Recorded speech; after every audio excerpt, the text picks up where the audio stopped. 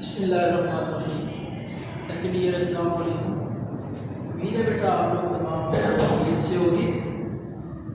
Second year, آج ہم اس نظم کی پہلی نظم جواب شکوہ کی طرف جائیں گے۔ چونکہ آن لائن کلاسز ہیں تو آپ لوگوں کا جو تیسرا سبق میں نے شروع کرانا تھا وہ تیسرا سبق ایک افسانہ تھا جس کو ایک کہانی کی صورت بیان کرنا تھا، تو آن لائن کلاسز کے اندر وہ کمپلیٹ نہیں ہو سکتا، اس لیے میں نے نظم شروع کی ہے۔ تو نظم جو ہے ہماری آج کی وہ ہے جواب شکوہ، جس کے شاعر علامہ محمد اقبال ہیں، اور یہ آپ کی تصنیف بانگ درا سے ماخوذ ہے۔ ٹھیک ہے، ایک مختصر سا پس منظر بتاؤں گا کہ علامہ اقبال نے 1911 میں ایک نظم لکھی جس کا نام تھا شکوہ۔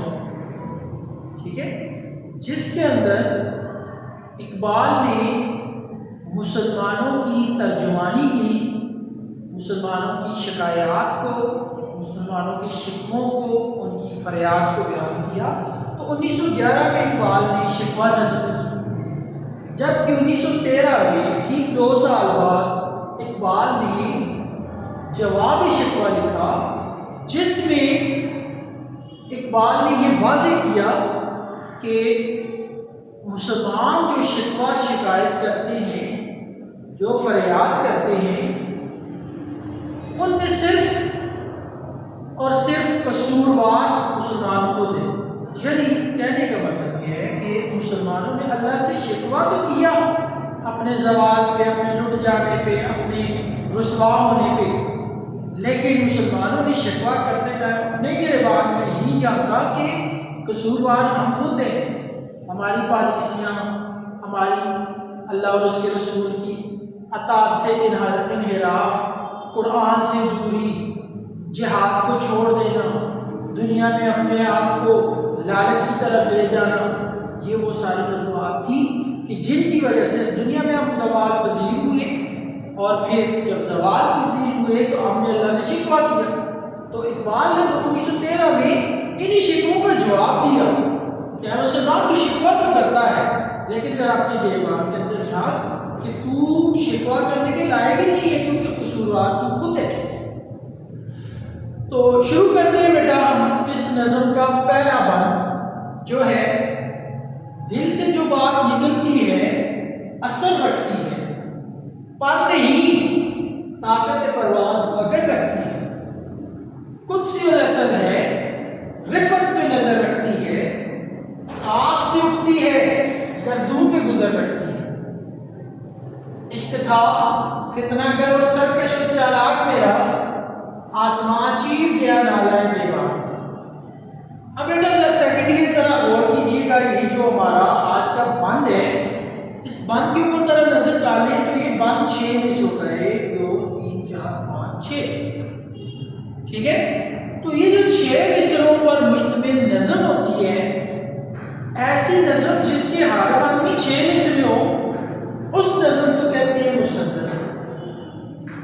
لیکن ایسی نظم جس کے ہر بند میں 6 مصرے ہوں لیکن خاص قافیہ پیمائی ہو، یعنی کہ پہلے 4 مصروں کی قافیہ ردیف الگ اور اگلے 2 5ویں 6ٹھے مصرے کی قافیہ ردیف الگ ہوں، تو وہ مسدس ترکیب بند کہلاتا ہے۔ ٹھیک ہے، اب آ جاتے ہیں اس کے اندر، اس بند کے اندر جو مشکل الفاظ ہیں ان کے معنی اور پھر جو استعمال ہونے والی گرامر ہے اس کی طرف۔ اس میں پہلا لفظ ہے طاقت پرواز، یعنی اڑنے کی طاقت، اڑان کی طاقت، پرواز کی طاقت۔ ٹھیک ہے، اسی طرح قدسی اثر، یعنی اثر کے لحاظ سے فرشتہ۔ ٹھیک ہے، رفت بلندی کو بھی کہا جاتا ہے، رفت آسمان، کیونکہ آسمان بھی بلندی پہ۔ اس کے بعد جی خاک مٹی گردوں آسمان، فتنہ گر سے مراد فساد پیدا کرنے والا، فتنہ پیدا کرنے والا، سرکش نافرمان باغی۔ آسمان چیر گیا، یعنی آسمان کو پھاڑنا، آسمان کو چیرنا۔ نالائے بے باک، بے خوف فریاد، بے خوف شکوہ، بے خوف شکایت۔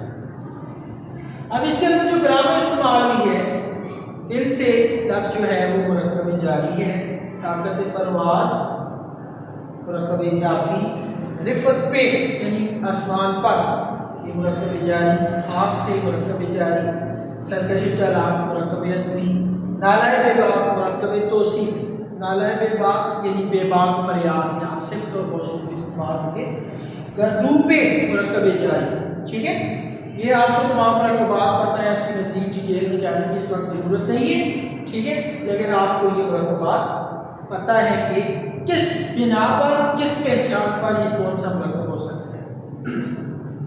اب اس کے اندر دو لفظ ہیں، ایک ہے فتنہ گر، یہ لفظ لائقہ ہے، جبکہ بے باک لفظ سابقہ ہے، یہ بھی آپ کو پتہ ہے سابقہ لائقہ کسی طرح۔ اب بچوں اس بند کے اندر شاید کیا کرتے ہیں، شاید کہتے ہیں جی کہ چونکہ یہاں پہ مسلمانوں کی کے شکووں کا جواب دیا جا رہا ہے، ٹھیک ہے، تو یہاں بھی بات کی جا رہی ہے کہ مسلمان، خاص طور پہ ہندوستان کے مسلمان، جب دنیا میں تکلیفوں و مصیبتوں کی طرف جا رہے تھے، مسلمانوں سے ان کا جب اس پوری دنیا میں مسلمانوں سے ان کی عزت، شان، حکومتیں، تخت، تاج، عہدہ، رعب، دبدبہ چھن گیا، ٹھیک ہے، تو مسلمانوں کو اس وقت اس چیز سے بڑی وہ تکلیف ہوئی کہ ہم سے ہمارا سب کچھ چھن گیا۔ اور بعض جگہوں پہ مسلمانوں نے یہ بھی کہا کہ اللہ ہم تیرے بندے ہیں، ہم تیرے قرآن کے پڑھنے والے ہیں، ہم تیرے نبی کی اطاعت کرنے والے ہیں، اور تو ہمارا کیسا رب ہے کہ تو نے ہم سے ہمارا سب کچھ چھین کے ان لوگوں کو دے دیا جو کافر ہیں، جو نان مسلم۔ تو انہی شکوں کی یہاں پہ شکوں کا جواب دیا جا رہا ہے۔ وہ جواب کیا دیا جا رہا ہے؟ کیونکہ مسلمان ایک طلب کی عالم، جب ان سے سب کچھ چھین گیا نا تو طلب کی عالم میں تھے، تو اسی طلب کے عالم میں فریاد بلند کرتے ہیں۔ تو کہا جاتا ہے کہ دل سے جو بات نکلتی اثر رکھتی ہے، پر نہیں طاقت پرواز مگر رکھتی ہے، کہ اے بندے، اے انسان، اقبال یہاں پہ یہ کہتے ہیں کہ اے بندے، اے انسان، جب انسان تڑپ میں ہوتا ہے، جب انسان اندر سے بے چین ہوتا ہے، جب انسان بہت زیادہ بے چینی کی کیفیت میں ہوتا ہے، تو اس کے دل سے نکلی ہوئی جو بات ہوتی ہے وہ اثر رکھتی ہے۔ لیکن اگلے مصرے میں کہتا ہے کہ پر نہیں طاقت پرواز مگر رکھتی ہے، کہ جس طرح پرندے کے پر ہوتے ہیں اور وہ پروں کے ذریعے اڑان بھرتا ہے، اڑنے کی طاقت رکھتا ہے، اسی طرح دل سے نکلی ہوئی جو بات ہوتی ہے اس بات کے پر تو نہیں ہوتے، لیکن وہ اڑنے کی طاقت رکھتی ہے۔ یہ کہتا ہے قدسی نسل ہے، رفت پہ نظر رکھتی ہے، خاک سے اٹھتی ہے، گردوں پہ گزر رکھتی ہے۔ کہ یہاں پہ قدسی نسل یعنی فرشتے کا ذکر کیا گیا، کہ جس طرح فرشتہ آسمانوں کی بلندیوں پہ گزر رکھتا ہے، جس طرح فرشتہ اللہ کے حکم کے مطابق آسمانوں پہ گزر رکھتا ہے، ٹھیک ہے، ہر جگہ آسانی سے آ جا سکتا ہے، ٹھیک ہے، اس کی اڑان جو آسمانوں پہ ہوتی ہے، اسی طرح کہتے ہیں جی انسان کے دل کی سے نکلی ہوئی جو بات ہے وہ فرشتے جیسی، فرشتے کی طرح صفات رکھتی ہے اور آسمانوں کی بلندیوں کو چھوتی ہے، ٹھیک ہے، خاک سے اٹھتی ہے گردوں پہ، گردوں آسمان۔ اب خاک سے، خاک دو طرح کی بیان ہو سکتی ہے، خاک یہ زمین جس پہ ہم رہ رہے ہیں، اور خاک انسان جو خود خاک ہے، جو خود مٹی ہے، ٹھیک ہے، تو دل سے نکلی ہوئی جو بات ہے وہ خاک سے اٹھ رہی ہے اور گردوں یعنی آسمان پہ نظر رکھ رہی ہے، آسمانوں تک پہنچ رہی ہے۔ اب یہ کیوں پہنچ رہی ہے؟ آخری شعر میں ساری چیز کا نچوڑ نکالا ہے، کہتا ہے عشق تھا فتنہ گر و سرکش و چالاک میرا، آسمان چیر گیا نالہ بے باک۔ مراد کیا کہ اے بندے، اے انسان، تو دکھی تھا، تو اپنا سب کچھ لٹ جانے پہ، سب کچھ چھن جانے پہ تو دکھی تھا، تو پریشان تھا۔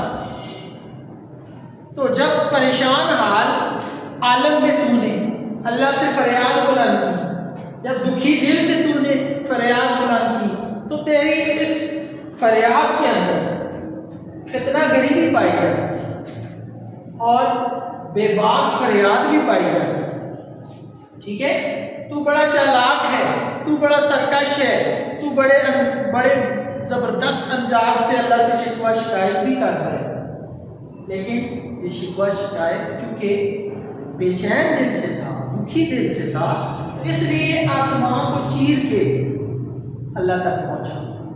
ٹھیک ہے. اب بچوں یہاں پہ ایک چیز یاد رکھیے گا کہ ہم جو دعا کرتے ہیں، جو التجا کرتے ہیں، جتنی اس کے اندر تڑپ ہوتی ہے، جتنی اس کے اندر گہرائی ہوتی ہے، سچائی ہوتی ہے، جتنا انسان کا دل دکھتا ہے، اتنا ہی زیادہ جلدی آسمانوں کا سفر طے کر کے اللہ تک بات ہماری پہنچتی ہے. ٹھیک ہے. تو گویا یہاں پہ شاعر کے کہنے کے مطابق کہ انسان دکھی حالت میں جب فریاد بلند کرتا ہے تو وہ آسمانوں کو چیر کے اللہ تک پہنچتی ہے فریاد. ٹھیک ہے. تو یہاں پہ جو چیز بتائی گئی اس بند کا جو نچوڑ ہے، ٹھیک ہے، وہ یہ ہے کہ انسان جب دکھی حالت میں ہوتا ہے تو وہ اللہ سے فریاد کرتا ہے. وہ فریاد اس کی دعا کی صورت میں بھی ہوتی ہے، وہ فریاد اس کی التجا کی صورت میں بھی ہوتی ہے، وہ فریاد اس کی اللہ کی پکار کی صورت بھی ہوتی ہے. جس بھی انداز میں، عبادت کے انداز میں، دعا کے انداز میں، پکار کے انداز میں، التجا کے انداز میں، جس بھی انداز میں انسان اللہ سے سچی نیت کے ساتھ، دکھی دل کے ساتھ جب انسان آواز بلند کرتا ہے تو وہ فریاد، وہ دعا، وہ آواز آسمانوں کو چیرتے ہوئے اللہ تک پہنچتی ہے. اور یہ معاملہ بندے اور رب کا ہو جاتا ہے. جب بندے اور رب کا ہوتا ہے تو اس دعا کے اندر قبولیت بھی زیادہ ہوتی ہے. تو انشاءاللہ اگلے لیکچر کے ساتھ حاضر ہوں گا.